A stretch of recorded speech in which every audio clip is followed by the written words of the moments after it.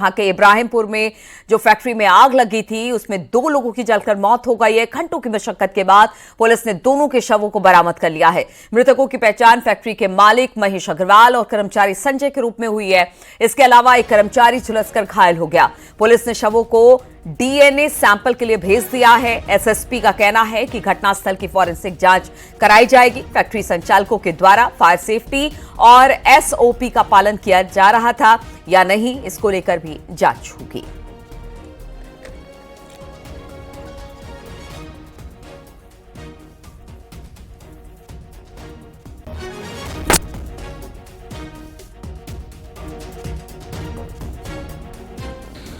दोनों को ही पुलिस के द्वारा अभी इनका जो पंचायतनामा भर के पोस्टमार्टम की कार्रवाई की जाएगी और डीएनए सैंपलिंग के माध्यम से जो आगे की प्रक्रिया है वो पूरी की जाएगी। इसके साथ साथ हमारी फायर की यहाँ पर जो टीम है और हमारी एक्सपर्ट टीम यहाँ पर आई है फॉरेंसिक की, उसमें इसके जो पीछे कारण हैं उसके बारे में भी हम लोग पता लगाएंगे। देहरादून से इस वक्त बड़ी खबर आ रही है, जहां पर बसंत बिहार इलाके में खाली प्लॉट पर बड़े कूड़े में आग लग गई, जिसकी चपेट में रोड के किनारे खड़ी जो कार थी उसमें लग गई है आग। बताया जा रहा है कि इस वक्त जो फायर ब्रिगेड की टीम है वो मौके पर पहुंची हुई है और कड़ी मशक्कत के बाद आग पर काबू पाया गया है। बताया जा रहा है कि वहां पर बगल में ही कूड़ा था जिसमें आग लगाई गई और उसी के ठीक बगल में गाड़ी खड़ी थी और इसी कूड़े से आग आगे बढ़ी, गाड़ी में लगी और आग से इस गाड़ी पूरी तरह से जलकर खाक हो गई। बाद में दमकल की कर्मी वहां पर पहुंचे और किसी तरह से इस आग पर काबू पाया गया, लेकिन तब तक कार जो थी वो पूरी तरह से जलकर खाक हो गई है।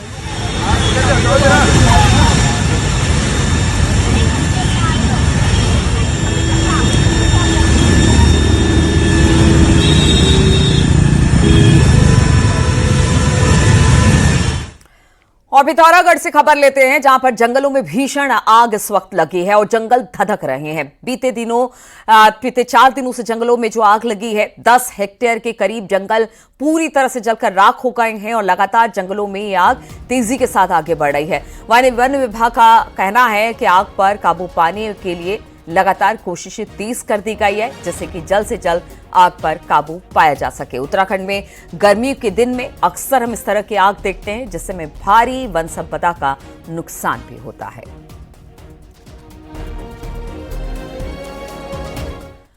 पचवादुन में नदी के बरसाती नाले खाले की जमीन पर अवैध कब्जों पर इस वक्त बुलडोजर चलेगा और पट्टू की जमीनों को कब्जा मुक्त कराने की तैयारी तहसील प्रशासन ने कर ली है।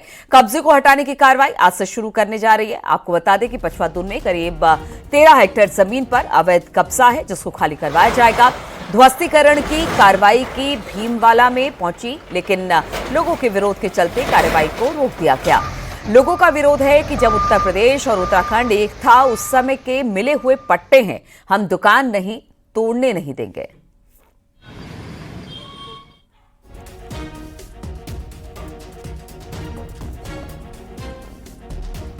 तो नदी नाले में जमीन और जहां पर भी इस तरह से अवैध अतिक्रमण किया गया था उसको अब हटाने का काम चल रहा है। करीब 13 हेक्टेयर भूमि ऐसी है जिस पर ये अवैध निर्माण किया गया है। इसको तोड़ने की कार्रवाई होगी और यहां से जो अवैध कब्जा होगा उसे भी हटाया जाएगा।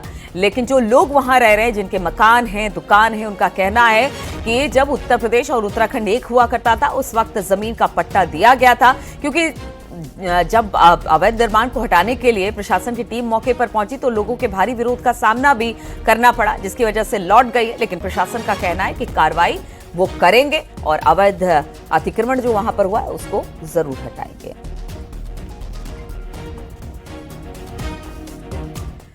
सीएम पुष्कर सिंह धामी ने प्रशासनिक व्यवस्था में सुधार के लिए कदम उठाने शुरू कर दिए हैं। विभागों में डेपुटेशन के लिए पहली बार गाइडलाइन तय करने के बाद जब मुख्यमंत्री ने उन सभी कर्मचारियों के ट्रांसफर के निर्देश दिए हैं जो 3 साल से अधिक समय से एक ही जगह पर डटे हुए हैं। आज सभी डीएम के साथ वर्चुअल मीटिंग में मुख्यमंत्री ने इस पर तत्काल एक्शन लेने को कहा है और इसके साथ ही मुख्यमंत्री ने सड़कों की मरम्मत, पानी की सप्लाई और जंगलों की आग पर नियंत्रण करने की भी विशेष जोर दिया है। सीएम ने अतिक्रमण और अवैध मदरसों के खिलाफ अभियान चलाने को भी कहा। मुख्यमंत्री ने कहा कि जन शिकायतों का जल्द समाधान हो, इसके लिए नियमित जनता दरबार, तहसील दिवस का आयोजन किया जाए और सभी डीएम को 15 दिन के भीतर सड़कें गड्ढा मुक्त करने के भी निर्देश दिए।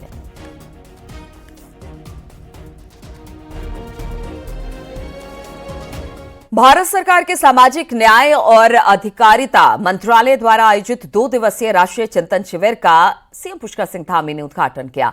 इस शिविर में सामाजिक न्याय और अधिकारिता मंत्रालय के मंत्री समेत 25 राज्य के मंत्री और उत्तराखंड समेत दूसरे प्रदेशों के समाज कल्याण विभाग के अपर मुख्य सचिव कई अधिकारी हिस्सा ले रहे हैं। शिविर में केंद्रीय योजनाओं के काम को लेकर चर्चा की जाएगी। और इतना ही नहीं, फिल्म डेस्टिनेशन के रूप में भी उत्तराखंड आज फिल्म निर्माताओं के लिए देश के प्रमुख डेस्टिनेशनों में से एक हो गया है। लगभग 250 के लगभग पिछले गत वर्ष में यहाँ पर फिल्म निर्माण के संबंध में फिल्म निर्माताओं ने काम किया है। अनेक प्रकार के हम नवाचार कर रहे हैं। इस बार आप सबको ध्यान होगा कि जो 4 धाम यात्रा है हमारी, वो ग्रीष्म काल में प्रारंभ होती है 6 माह के लिए। इस बार हमने राज्य के अंदर शीतकालीन यात्रा भी प्रारंभ करी और आदरणीय प्रधानमंत्री श्री नरेंद्र मोदी जी ने उस यात्रा को प्रोत्साहित करने के लिए मां गंगा का मायका हरसिल में है। हरसिल के पास मुखवा एक स्थान है जहां मां गंगा की जो गद्दी है, उनकी डोली है। 6 महीने विश्राम, 6 महीने पूजा वहां पर होती है। उस स्थान पर आकर उस यात्रा को प्रोत्साहित किया था।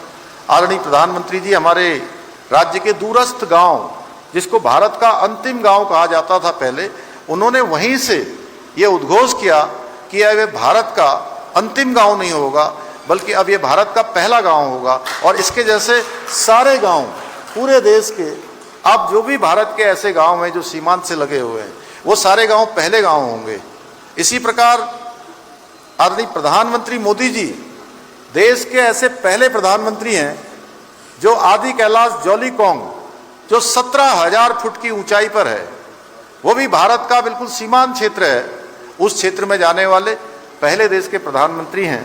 उन्होंने पूरी देश और दुनिया को उसका दर्शन करवाया, उसकी ओर ध्यान आकर्षित किया और उसके कारण से आज पूरे राज्य के अंदर ऐसे सीमांत क्षेत्रों में पूरे देश और दुनिया के आने वाले श्रद्धालु पर्यटकों की संख्या लगातार बढ़ रही है। मेरा आप सबसे भी अनुरोध है, जब भी आपके समय में से, क्योंकि मैं जानता हूं जो लोग भी यहाँ मंच पर बैठे हैं, मैं एक एक का नाम नहीं ले पाया, लेकिन मैं इन सभी को आमंत्रित करता हूं कि आप सब आएंगे तो निश्चित रूप से हमारा प्रोत्साहन होगा और आप सब लोगों में से भी जरूर आएँ। हम आपका हर दृष्टि से जो भी यहाँ पर आतिथ्य होगा जरूर आतिथ्य करेंगे। एक बार फिर से आप सभी का धन्यवाद करते हुए इसी विश्वास के साथ मैं अपनी बात को समाप्त करता हूँ। बहुत बहुत धन्यवाद। जय हिंद। बात करने की भी अब, क्योंकि अब कार्य।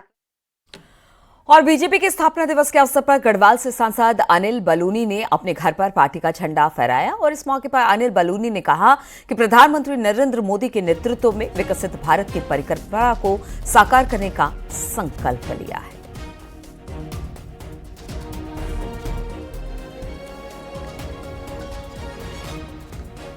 बागेश्वर गरुड़ क्षेत्र के अमसियारी गांव में एक रूसी पर्यटक के साथ हुए हादसे से स्थानीय महिलाओं ने मदद की और फिर घायल को अस्पताल तक पहुंचाया। 55 वर्षीय बोरिस अपने साथी इगोर के साथ ट्रेकिंग पर निकला था, तभी पैर फिसलने से वो गिरकर घायल हो गया। घटना के समय घास लेकर लौट रही ग्रामीण महिलाओं ने भाषा न समझ पाने के बावजूद घायल विदेशी पर्यटक की हालत देख मदद की गुहार लगाई और महिलाओं ने घायल पर्यटक की मदद भी की। ये तस्वीरें आप देख रहे हैं किस तरह से घायल की मदद की गई। घायल विदेशी पर्यटक को अस्पताल में भर्ती कराया गया। ट्रैकिंग के दौरान घायल हुआ विदेशी पर्यटक रूस के रहने वाले हैं। 55 वर्षीय बोरिस भाषा समझ नहीं आने के बावजूद उन्होंने मदद की। गरुड़ क्षेत्र के अमसियारी गांव का ये मामला है, जहां पर आप देखिए किस तरह से मदद की दरकार थी इस विदेशी पर्यटक को और वहां पर से गुजरने वाली महिलाओं ने मदद की और अस्पताल पहुंचाया। सरकारी स्कूलों में क्लास 1 से लेकर 8 तक के लिए किताबें और ड्रेस के लिए केंद्र सरकार की तरफ से 800 करोड़ से ज्यादा का बजट दिया गया, लेकिन आज कई स्कूलों में अभी भी किताब और ड्रेस नहीं पहुंच सकी है। देखिए जरा ये रिपोर्ट।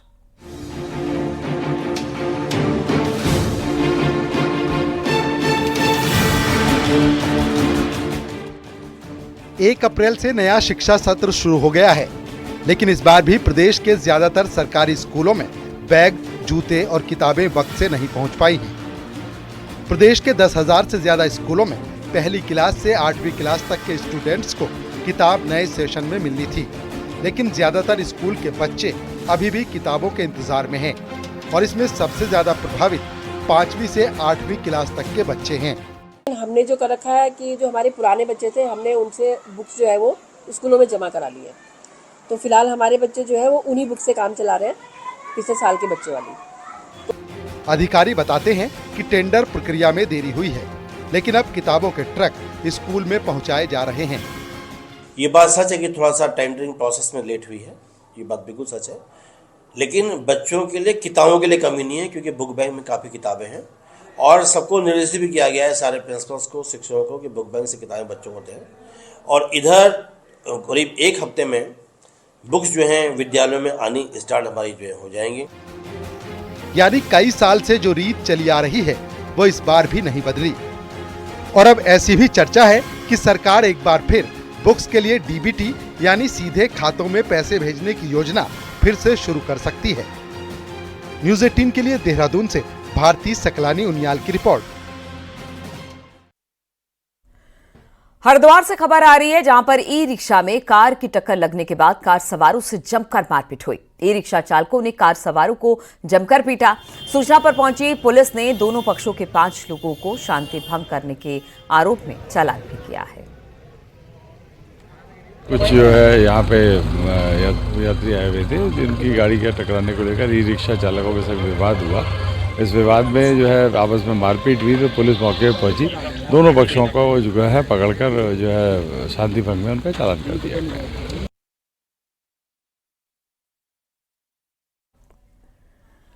चारधाम यात्रा के प्रवेश द्वार ऋषिकेश में जाम और अतिक्रमण और पार्किंग सबसे बड़ी इस वक्त समस्या, जिसके चलते ट्रैफिक का मैनेजमेंट करने में पुलिस को काफी मशक्कत करनी पड़ती है। कमिश्नर के निर्देश के बाद एसएसपी देहरादून अजय सिंह ने अधिकारियों को आदेश देकर जल्द ही इस समस्या से निपटने के लिए अतिक्रमण पर व्यापारियों से सामंजस्य बिठाकर जल्द से जल्द समाधान निकालने की बात कही है।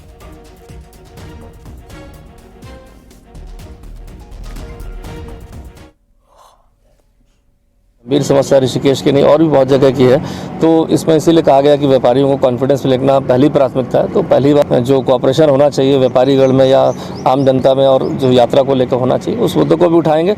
और जहां फिर लगेगा कि एकदम इन्फोर्समेंट की आवश्यकता है, पुलिस बल की आवश्यकता है, तो उसको जबरदस्ती भी उसको हटा के क्लियर कराया जाएगा। और 4 मई को भगवान बद्री विशाल के कपाट खुल रहे हैं। बद्रीनाथ धाम में प्रशासन यात्रा की तैयारियों में जुटा हुआ है। बद्रीनाथ धाम में बिजली पहुंच चुकी है। बिजली के तार जो थे वो टूटे हुए तारों को ठीक कर दिया गया है। आईटीबीपी और सेना कैंप के साथ साथ मंदिर परिसर और मुख्य बाजार में बिजली की व्यवस्था बहाल कर दी गई है। कुछ जगह पर अभी भी लाइन टूटी हुई है, उनको ठीक करने का काम किया जा रहा है। इसके अलावा जल निगम और जल संस्थान बद्रीनाथ धाम में क्षतिग्रस्त पेयजल लाइनों को ठीक कर दिया गया है। तो यानी बद्रीनाथ धाम के कपाट खुलने से पहले जो भी व्यवस्था बद्रीनाथ धाम में की जानी चाहिए थी वो करीब करीब हो चुकी है।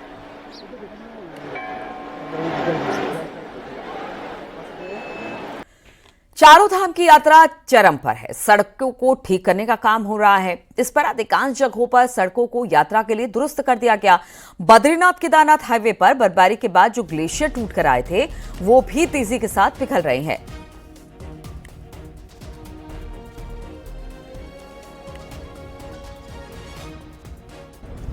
बद्रीनाथ राष्ट्रीय राजमार्ग पर भारी बर्फबारी के बाद इस तरीके के ग्लेशियर आप देख सकते हैं जो सड़क पर टूट कर आए हैं और इन्हें हटाने के लिए बीआरओ की टीम लगातार मौके पर पहुंच रही है। हालांकि कुछ जगहों पर ग्लेशियरों को हटा दिया गया है।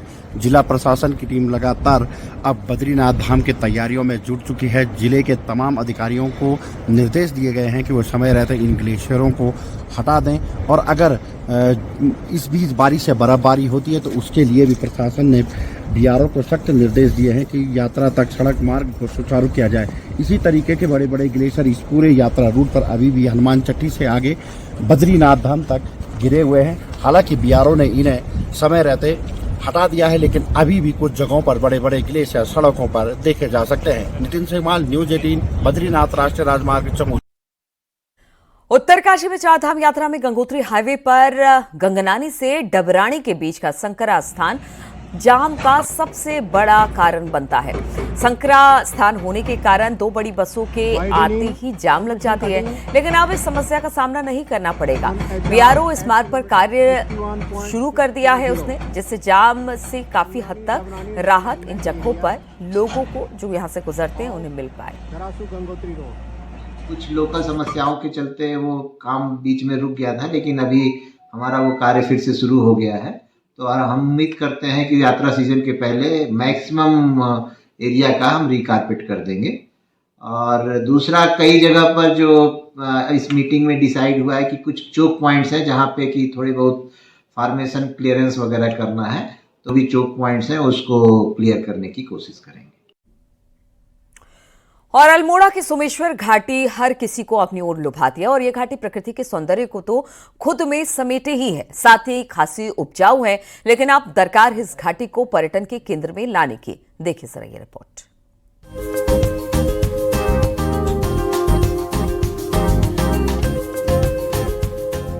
अल्मोड़ा से 40 किलोमीटर दूर सोमेश्वर घाटी कुमाऊं की इकलौती ऐसी घाटी है जहां सबसे अधिक खेती होती है। कोसी और साई नदी के संगम में बसा सोमेश्वर जितना अनाज पैदा करता है, उससे कहीं अधिक यहाँ की खूबसूरती लोगों को लुभाती है। 35 किलोमीटर में फैली ये घाटी कौसानी और रानीखेत जैसे पर्यटन स्थलों के बीच मौजूद है। सोमेश्वर की उपजाऊ जमीन लोगों को अनाज मुहैया करा रही है, साथ ही यहाँ पहाड़ की परंपरागत खेती भी नजर आती है। 4 नालों से जुड़ा हुआ एक कस्बा है और इस कस्बा की सुंदरता, चाहे वो फसल को लेके कहो, जमीन को लेके कहो, और यहाँ पर जो लोगों की एक काम करने की क्षमता है उसको लेकर कहो, जो यहाँ की महिलाएं हैं, महिलाएं बहुत हमारे कारगर हैं। हाँ, खेती बाड़ी अच्छे करते हैं। थोड़ा ये जंगली जानवरों से, बंदरों से और ये सुअर से परेशानी है, और खाने के लिए हो जाता है 1 साल के लिए, थोड़ा हमको इतनी परेशानी है। कुमाऊं की सबसे अधिक उपजाऊ सोमेश्वर घाटी के लिए भी जंगली जानवर अभिशाप बने हुए हैं। जंगली जानवरों से निपटने का कोई भी तरीका वन विभाग नहीं ढूंढ पाया है, जिसका खामियाजा यहाँ के किसानों को उठाना पड़ता है।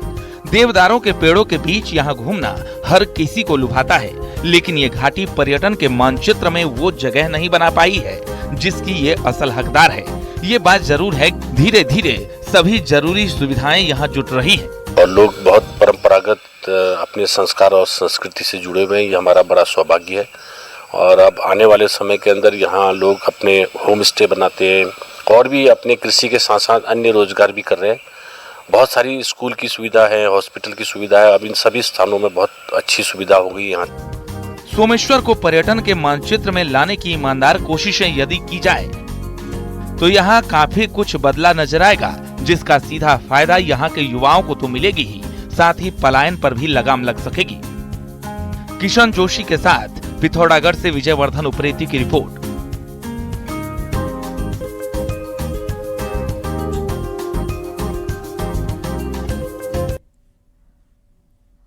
विकासनगर में रविवार देर रात जिला खनन अधिकारी ने अवैध खनन पर बड़ी कार्रवाई करते हुए 4 डंपरों को सीज कर दिया। सेलाकुई में अवैध खनन की शिकायत पर विभाग टीम मौके पर पहुंची। जिला खनन अधिकारी ने बताया कि खनन किए गए भाग की पैमाइश की जाएगी, जिसके बाद जुर्माना भी लगाया जाएगा। जिला खनन अधिकारी का यह भी कहना है कि अवैध खनन पर कार्रवाई लगातार जारी है।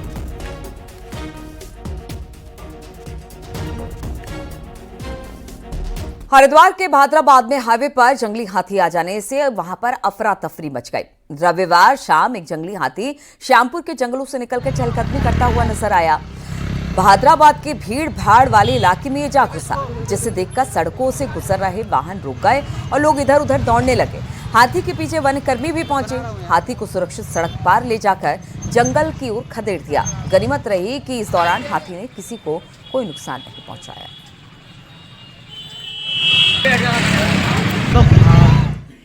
हरिद्वार में राहगीरों पर स्ट्रीट डॉग्स के हमलों की घटनाएं लगातार बढ़ रही हैं। सरकारी और निजी अस्पतालों में आए दिन कुत्तों के काटने और हमला करने के मामले बढ़ गए हैं, जिसकी वजह से बड़े पैमाने पर कुत्तों की नसबंदी को अब इसकी वजह बताया जा रहा है।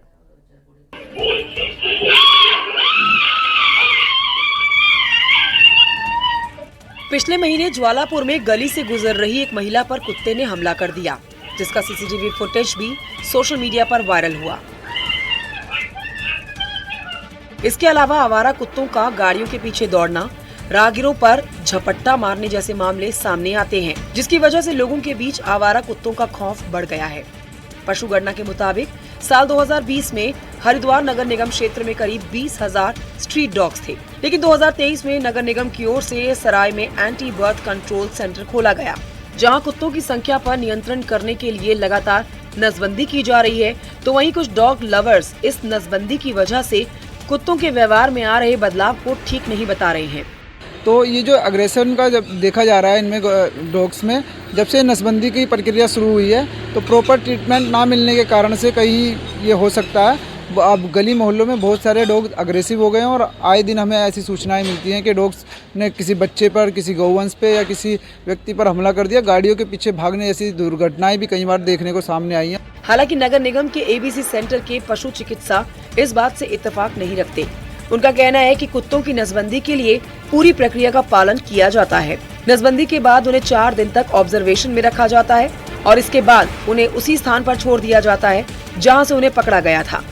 इंसानों के द्वारा कुत्तों को डराना या उनको पीटना कुत्तों के चिड़चिड़ेपन का कारण हो सकता है। एग्रेसिव होने की बात कर रहे हैं। एग्रेसिव होने का जो कारण है वो मल्टीपल रीजंस हो सकते हैं। कई बार ऐसा हो सकता है कि जो डॉग फील्ड में गया उसे किसी ने मारा, किसी ने डंडा मारा, पत्थर मारा, जिसकी वजह से सोशलाइजेशन नहीं हो पाया उसका अच्छे से और वो लोगों को काटने लगा। तो एबीसी का, सर्जरी का, एग्रेशन से कोई लेना देना नहीं है। ये जितने भी बातें हो रही है सारी बेबुनियाद। नगर निगम के एबीसी सेंटर में अब तक 8,000 से ज्यादा कुत्तों की नसबंदी की जा चुकी है, लेकिन पिछले कुछ महीनों में राहगीरों पर आवारा कुत्तों के हमलों की घटनाएं बढ़ गई हैं और इसका क्या कारण है ये पता लगाने के साथ ही लोगों को भी सावधानी अपनाने की जरूरत है, जिससे कुत्तों के हमले से बचा जा सके। न्यूज़ 18 के लिए हरिद्वार से पुलकित शुक्ला की रिपोर्ट।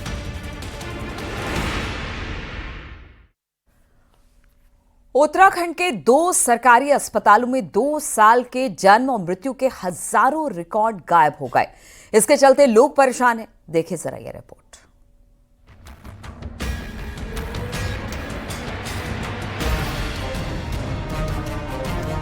देहरादून के प्रेमनगर और ऋषिकेश के सरकारी उप अस्पताल में 2 साल के रिकॉर्ड गायब है। साल 2015 और साल 2016 में कितने नवजातों का जन्म हुआ और कितने लोगों की मृत्यु हुई, इसके रिकॉर्ड की जानकारी नहीं मिल रही है, जिसकी वजह से हजारों लोगों को परेशानी हो रही है, खास करके उन लोगों को जिन्हें अपने नाम में संशोधन करवाना है। अस्पताल प्रबंधन ने इसे लेकर सीएमओ को लेटर भेजा है। न्यूज़ 18 ने मामले में जब सीएमओ से बात की तो उनका कहना है कि पहले जन्म मृत्यु सब रजिस्ट्रार की आईडी से बनाए जाते थे, लेकिन इस समय रजिस्ट्रार की आईडी से बनाए जा रहे हैं, लेकिन दोनों आईडी के मर्ज ना होने से ये दिक्कत आ रही है, जिसके लिए लेटर लिखा गया है। हमारे यहाँ क्षेत्र के जो प्रेमनगर हमारा उप चिकित्सालय है, जो बहुत बड़ा कॉर्पोरेशन और दोनों हॉस्पिटल के बाद अस्पताल में गिनती होती है, उसमें प्रेमनगर हुआ, उसके आसपास के सैकड़ों लोग जो अपने डिलीवरी कराने महिलाएं आती हैं, उन जो 2015 और 16 में जिनकी डिलीवरी वहाँ पर हुई है और जिनको प्रमाण पत्र जारी किए गए, आज वो अगर डुप्लीकेट या नाम संशोधन कराने या किसी अन्य चीज़ के लिए वहाँ पर जा रहे हैं, तो अस्पताल प्रशासन द्वारा ये बताया जा रहा है कि हमारे पास आपका डाटा नहीं है। जो वहाँ जन्म मृत्यु प्रमाण पत्र बनाए जाते थे वो सब रजिस्ट्रार की आईडी से बनाए जाते थे और अभी रजिस्ट्रार की आईडी से बनाए जा रहे हैं। तो दोनों आईडी मर्ज ना होने की वजह से जब हम रजिस्ट्रार की आईडी पे उसको देखते हैं तो वो नहीं दिखाई पड़ता है डाटा। तो उसी के लिए रिक्वेस्ट की गई है, जो रजिस्ट्रार हैं जन्म मृत्यु उसके, उनसे रिक्वेस्ट की गई है कि आप जो है जो सब रजिस्ट्रार और रजिस्ट्रार की आईडी को इसको मर्ज करने का करें, जिससे वो डाटा उस पर दिखाई। अब टेक्निकल खामी है या फिर कोई और वजह, ये तो फिलहाल पता नहीं, लेकिन इसकी वजह से हजारों लोग परेशान हैं और इससे कब तक राहत मिलेगी इसकी कोई डेडलाइन भी तय नहीं। न्यूज़ 18 के लिए देहरादून से भारती सकलानी उनियाल की रिपोर्ट।